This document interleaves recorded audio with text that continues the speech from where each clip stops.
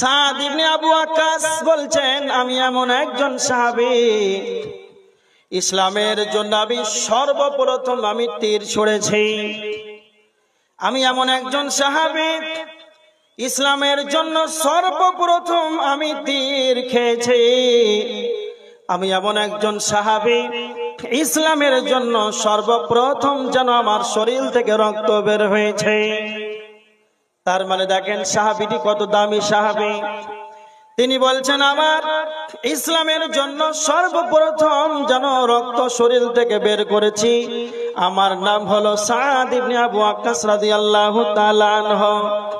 তিনি বলছেন, আমি যখন নবীজির সাহাবীদের সঙ্গে যখন যুদ্ধ বিজানে যেতাম, যুদ্ধের ময়দানে যখন সাহাবীদের সঙ্গে যখন চলে যেতাম, কোন রকম খাবারের কোনো ব্যবস্থা নাই, কোন রকম খাবার নাই, কি খাবো?